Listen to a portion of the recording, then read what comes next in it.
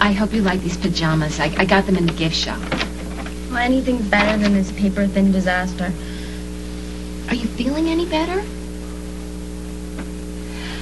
Hal sent the food to the lab, but they can't find anything that would have caused food poisoning. Well, tell them to check it again, because I know I have something. My pulse was racing, my hands were really sweaty. I was just really dizzy. I couldn't catch my breath. But you were complaining of stomach problems. Well, that was one of my symptoms. Sure, I was nauseated, but I was also really dizzy and confused. Everything was happening at once. I felt like I was dying. Classic symptoms of a panic attack. Really? Mm-hmm. Well, I mean, that makes sense, right? Panic attack. That would mean that they would have to send me to the psych ward, doesn't it? Hey! Oh, Alison! Your coloring looks so much better, sweetie. Well, I'm probably just flushed. I mean, I could be getting a fever, right? I should probably stay in bed until we find out how bad this is going to get. You know what? You're not going anywhere, okay? At least not tonight. Can I talk to you for a minute outside? Sure. You just sit tight and rest, okay?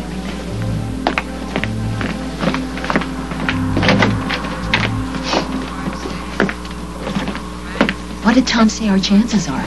Well, he said he'd try again to make a case with the DA, but he didn't sound very optimistic. Why not? She can't go back to jail. Or, God forbid, she'd get convicted and sent to some huge upstate facility that's even worse. Slow down. Let's take it one thing at a time, all right? Let's go find Tom and Hal and see what they have to say, all right? Come on. How you feeling? Awful. I've never felt sicker in my life. I don't see anything in here that suggests food poisoning. Maybe acute gastroenteritis. A stomach ache? My mother says that I have classic symptoms of a panic attack. You know, tightness in my chest, sweaty hands, dizziness. A panic attack. That's one diagnosis, but I've got another one. It's called malingering. That sounds serious. It is.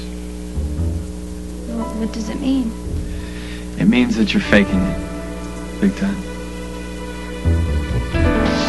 You want to take me out now? Yes. I mean, out of town? I can't. Look at me, the way I'm dressed. You are beautiful. I can't. Well, you have to, because I'm not giving you another choice.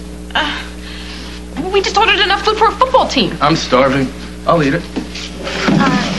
You know, I think that you ought to keep your mitts off other people's food. You know, I really can't go, because then Mitzi's going to have to call a cab, and the cabs in this town are terrible. They never leave. It's okay, I'll volunteer. I'd be happy to take Mitzi home.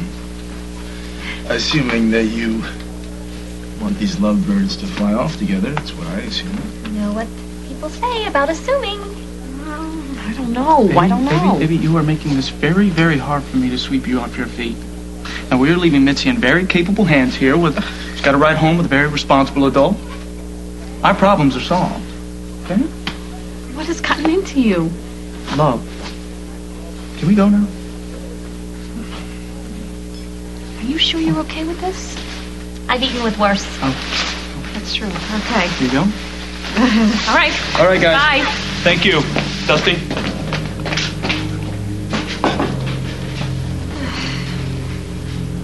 So you just need to put out an emptied on Bartleby shears.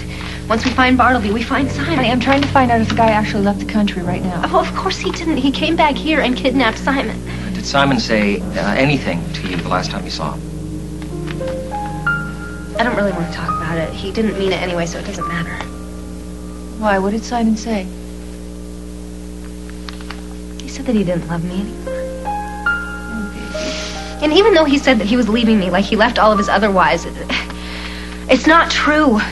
Simon loves me. He wouldn't just throw me aside and use me. He's changed. All right, you know what? Let's concentrate on you right now. When's the last time you had something to eat, huh? I don't know. I'm not hungry. Katie, when's the last time you had your medication? Margo, when are you going to put out an APB and find my husband? You know what? I can do that from the restaurant when we sit down and have dinner, okay? No, I'm not going anywhere. I have to be here in case he calls. Katie, please, I'm begging you. I'm begging you, okay? Face the facts. Simon is gone, all right? And he's not coming back. Henry, not another word against my husband, please. He was so good to you. He loved you. He treated you like family and stuck up for you. He gave you a job and brought you in when nobody else would. So just, unless you have anything helpful to say, just leave. All right. That's it. We're going to take her to the hospital right now. No. I can't go to the hospital. I have to be here in case Simon gets home. Please. Last time I saw you, you were telling me that you were going to do whatever you wanted to do with that handsome night porter and the expensive designer shirt. So why didn't you tell Mike? Because it would have hurt him.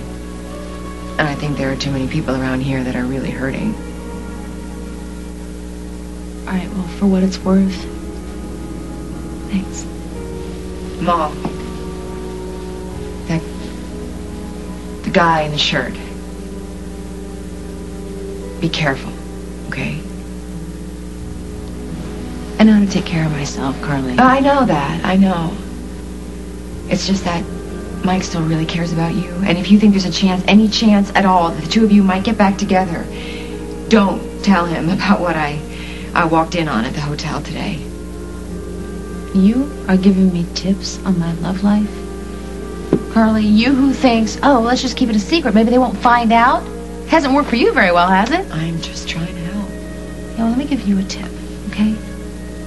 Before you try to fix my life by pointing out the errors of my ways, look at your own life. Look at how your lies have cost you your best friend and the only man that ever truly loved you. Please don't get so high and mighty with me, Molly.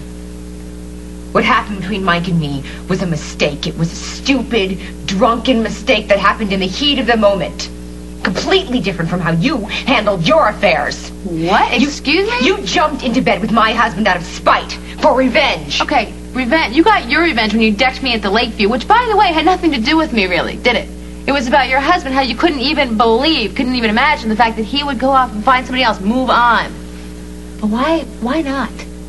Who can blame him with the way you treated him? You went and you had a baby with somebody else, and then you lied to him about it. For the millionth time, you are right. I am disgusting, aren't I? I'm a horrible, despicable human being, and you were completely justified in helping my husband break his marriage vows. He filed for divorce. Did you know that? He's yours for the taking. Is that what you want to hear? Carly, I don't want Jack. He doesn't want me, okay? We never slept together. We didn't. He saw right through me. So we did nothing. We kissed. That's it. Really? Yeah. You know, he tried to tell me the same thing. But I saw you, remember? I saw the two of you together. No, let me tell you something. You know what you saw? You saw him letting me down easy one more time. But you said it. You said yourself. I said it. Carly, forget what I said, okay? Forget what you saw. Forget what it looked like. The fact is, we didn't sleep together because he turned me down. Yeah. It's unbelievable, but no matter how many times you break that man's heart, he can't get you out of his mind.